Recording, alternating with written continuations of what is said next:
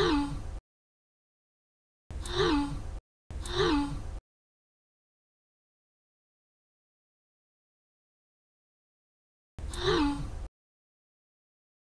think that's where, like, for right now, I would say, yeah, like, a lot more people are more willing to text because it's just easier. Like, why would I have to hold a conversation when I can just, like, type it out and then slip my phone back into my pocket without, and then just wait for the next message. My supervisor, we text back and forth just because it's the fastest way to reach the other person. I think among a certain group of faculty members who tend to work with digital media is we understand texting as being more polite. For my professors in Seattle and even some of my professors here, it always kind of revolved around like appointments. Like some professors run really late because of commutes or they forget about different things, so they'll give out their phone number just in case an appointment is missed or someone is running late, because not everyone has a smartphone and not everyone's always checking email. And I think also there's something about the fact that, you know, it's not like when you're on the spot just talking to somebody and you have to think about something right away. It's more like, oh, okay, I can think about this a little bit before I send it. So it reduces the chances of saying something really stupid.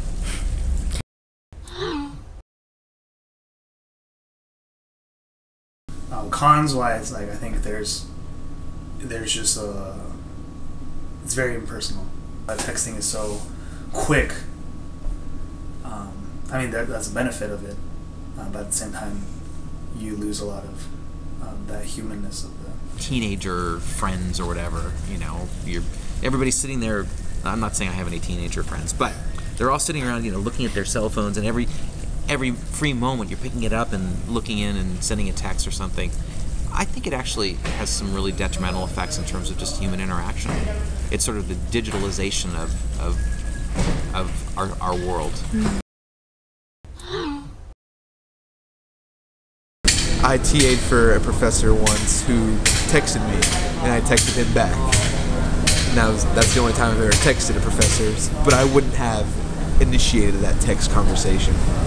I have texted professors. Professors that I'm close with, there are like 3 or 4 professors that I'll kind of text with, just to see like how they are, or if we're going to meet, you know, give each other locations. But this is I feel like it's something that's not as common, and there are professors that I've like known for a really long time.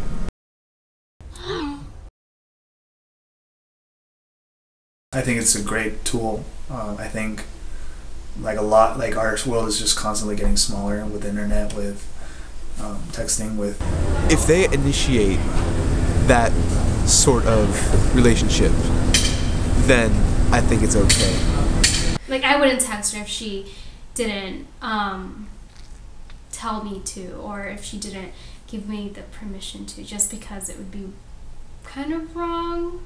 I probably choose to text them rather than call, because it kind of gets rid of the nervous factor. Texting isn't as nerve-wracking. I kind of text her as if I'm speaking to her over the phone, so it's kind of a formal text, I guess. So if you were able to text like a superior kind of boss, or a supervisor or a professor, that means that like you are kind of close with them.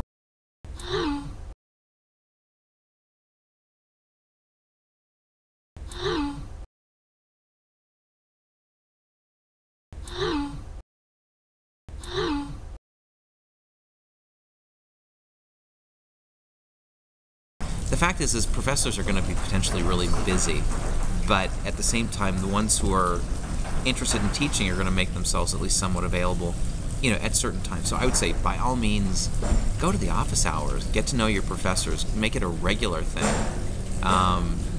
You know, this is the life we chose for ourselves, and we knew part of it was you guys, right?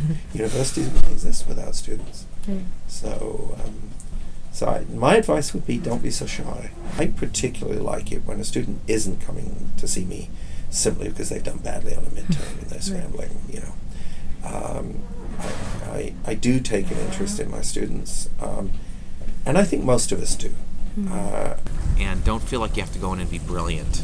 You just show up. Just find out what's going on. I have 4 or 5 students who come by whom I've taught in prior quarters, come by every now and then and just tell me what they're doing. I have students I've placed in graduate school or professional school who email me. That's wonderful. I like keeping up. Get to know the graduate students and the postdocs because they're the people who have time on their hands. You know, sometimes the professor who's running a lab, it doesn't really have time, but the people working with him might. I think students in general would find that they can find a faculty member or 3 or 4 who will take an interest in what they're doing. R-E-S-P-C-T, find out what it means to me.